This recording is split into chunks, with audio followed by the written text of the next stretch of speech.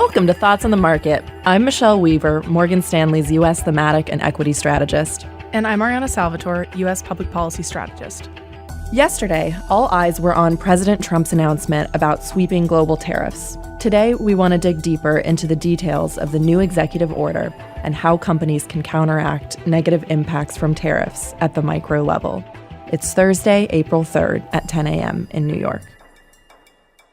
Ariana, you've been on the show quite a bit recently to discuss tariffs and their various repercussions. It's the main thing the market cares about right now. Did the April 2nd announcement change your views on the key objectives of President Trump's tariff policy? Earlier this year, we identified the Trump administration as having really two key objectives when it comes to tariff implementation. So on the one hand, we think the administration recognizes that they can use tariffs for quicker policy concessions. We saw that with Mexico and Canada, for example.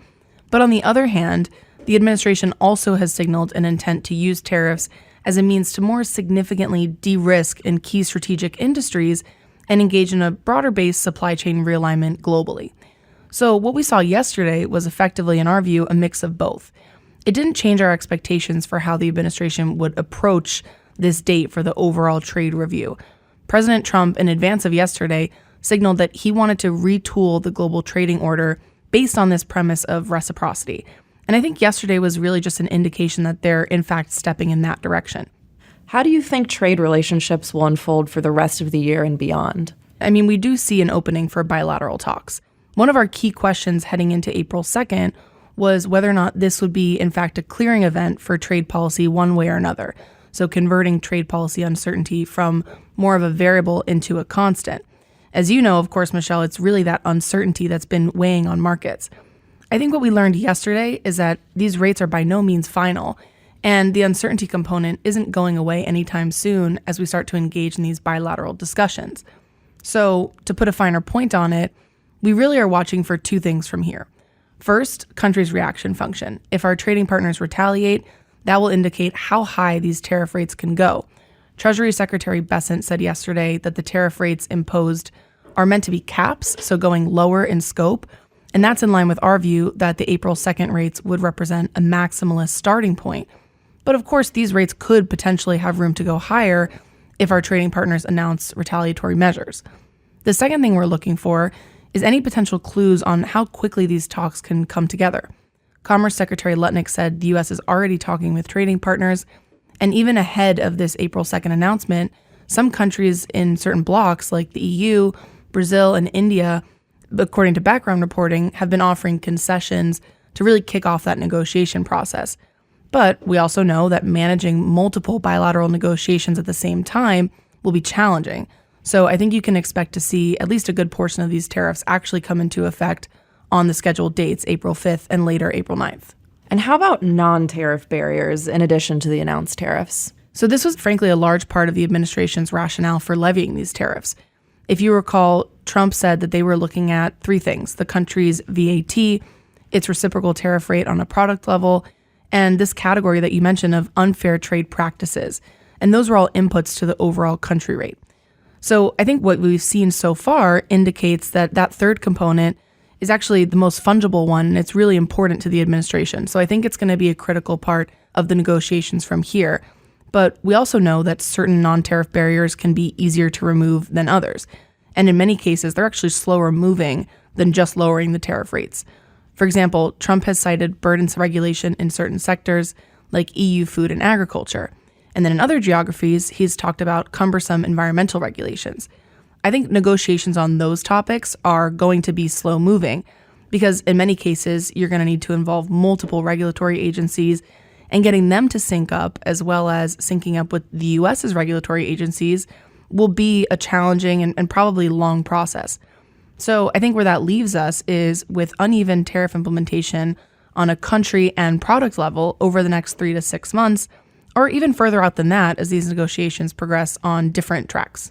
And then based on your conversations with Morgan Stanley's economists and your own analysis, how much will these comprehensive tariffs impact the economic growth outlook, both in the U.S. and globally? Yeah, I'll just hit on the different regions here. So starting with the U.S., our economists did take down their GDP estimates earlier this year on the back of that uncertainty to 1.5%. That's really what's been weighing on markets and the economy, to my point earlier about this lack of clarity. And we see that through multiple channels, like corporates holding back on CapEx, the sentiment data we see showing us less confidence about the near-term outlook. I think what we saw last night was enough for our economists to rethink that baseline. They removed a Fed cut in June, and from here, we think the risks are skewed to the downside. But of course, the extent of that downside will be primarily a function of how long these tariffs are in place and how broad they are. So when it comes to the other regions in Europe, our economist rule of thumb is that a permanent 20% universal increase of tariffs on EU goods would reduce euro area GDP by 60 to 120 basis points. That lower range, the 60 basis points, reflects direct trade impacts, and the upper range adds that impact of uncertainty and financial tension. Lastly, in Asia, our economists think that the region is actually most exposed globally, given that most of it runs a trade surplus with the US, which, as we talked about, is one of the key metrics for the Trump administration. But the outlook really depends on each country's ability to negotiate trade deals. Inside that framework, we see India, Japan, Korea, and Indonesia as most likely to get a trade deal done, but the worst positioned on both the extent of the tariff increase as well as the ability to get a deal would probably be China and Vietnam. But Michelle, it's clear that tariff increases across the board will likely have significant macro repercussions. What about the micro implications? What sort of strategies can companies deploy to mitigate the impact of these tariffs? So managing risk from tariffs is going to be an ongoing process for the rest of the second Trump administration, and I don't think tariff threats are going away anytime soon. And we identified 5 different strategies companies can take to mitigate the risk of tariffs and think through some of the different ways industries might approach this. So I'll go through these different strategies in order of easiest, fastest to implement, and then longest and most expensive to implement. So the first is pricing power. Companies can choose to either pass off all of the costs of their tariffs to customers or share some of the burden of higher prices and accept lower margins. This does assume companies have a strong degree of pricing power, though, and is not going to work for every industry. The next strategy is some companies are employing a more robust FX hedging program. The announcements from tariffs are causing a lot of movement in the currency markets, so some companies have chosen to take on a more robust hedging program. The third strategy is redirecting products to markets without tariffs. So if you're a big multinational company and you produce products in multiple regions as well as sell products in multiple regions, you can take some of the goods that were bound for the US that were going to be under tariff. So for example, you produce in China, and instead of routing those goods to the US, you can route them to a different end market, so you can send them to Europe or another market that doesn't have the same tariff structure. The fourth strategy companies are thinking about is stockpiling inventory. And we've already seen companies building some level of inventory ahead of tariffs. But given the costs associated with holding excess inventory, though, we think companies are taking a more modest approach here. They're filling existing warehouse space, but we know they're not trying to hold inventory for the long term because we haven't seen a pickup in industrial warehouse leasing. This is also, once again, going to vary industry to industry. For a company that's in a space like apparel, there's fashion risk, so you don't want to try and hold inventory for a really extended period because the fashion trends and the cycle may change. And then the last and fifth strategy that companies are using is diversifying supply chains.